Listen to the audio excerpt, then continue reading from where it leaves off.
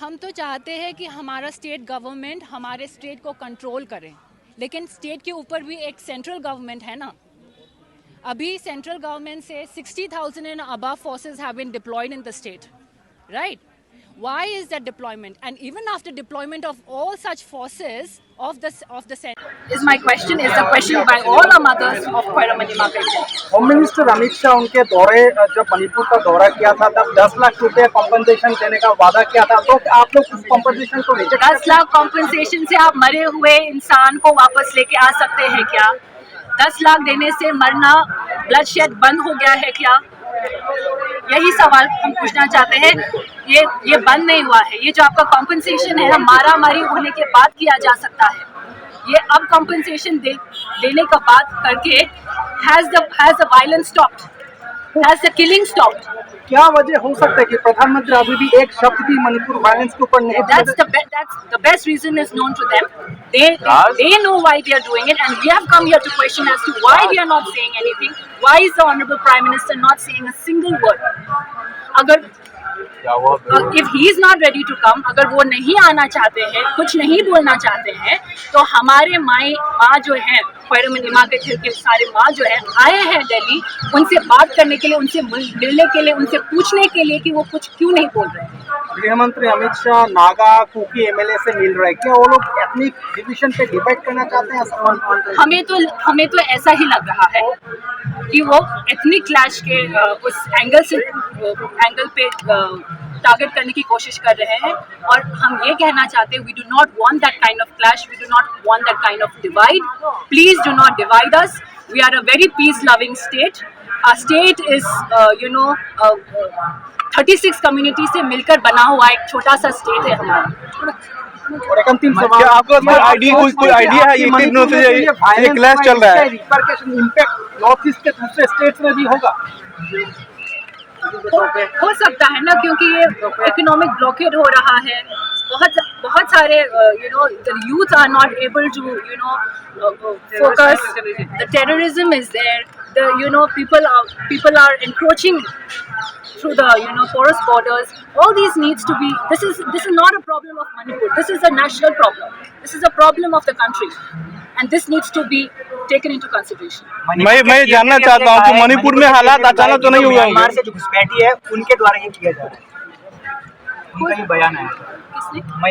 जो सीएम है वीरेंद्र सिंह, उनका ये बयान है कि घुसपैठी जो है म्यांमार वहाँ से वो आकर ये कर रहे हैं। हाँ, तो वही मैं बोल रही हूँ ना, पोरस बॉर्डर से we can through satellite mapping सब दिखता है कौन एनक्रोच कर रहा है, कौन पहले से रहता था, कौन बाद में आया है। This is we are a community of very small. It's a small land. It's a state surrounded by hills. Now if you divide that small land into hills and valley, क्या रह जाएगा? It is not like any other state of India. So you cannot think of dividing them. So this is nothing to do with ethnic. Please do not bring the angle of ethnic clashes. लगभग 46 दिन बीत चुके हैं, लेकिन अब तक कोई solution नहीं निकला है, जबकि दोनों जगह सरकार जो है बीजेपी की ही है। वही तो गवर्नमेंट ऑफ इंडिया से ना, गवर्नमेंट ऑफ इंडिया कुछ नहीं बोल रही है, यही तो सवाल करने सब आए हैं। और अब ये भी कयास लगाए जा रहे हैं कि प्रेसिडेंट टूल जल्दी ही लग सकता है वहाँ पे, क्योंकि गवर्नमेंट के हाथ से निकला जा रहा है। क्यों देंगे? we have the chief minister, we have 50 MLAs, and some 10 have asked for separate administration and things like that. But that needs to be considered. That is something that we are not in support of.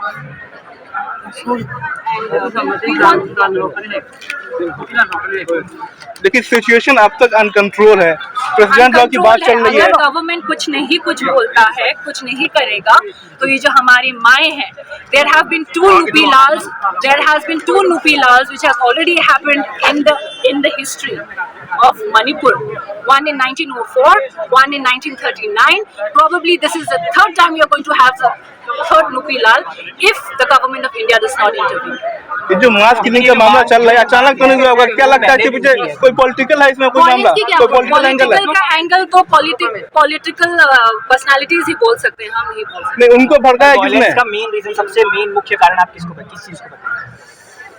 वो मैं कुछ मैंने बोल दिया ना, militants and encroaching the area, वो बोल दिया। आपको कहना है कि मणिपुर की जो कम्युनिटीज है आपस में मिल बांट के रहती है, लेकिन जो बाहर के जो कुछ बाहर की वजह से टेररिज्म का इशू है, वो लोग आए हैं, and that is how this whole there has been a clash in the state. And this is the reason why there has been, जो हम मिलजुल कर रहते थे as brothers and sisters, there has been differences. घर में two brothers का fight हो रहा है. Basically, it's that.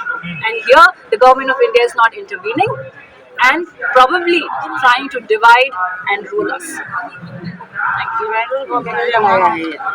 ये डिवाइडर गवर्नमेंट ने बनाया है।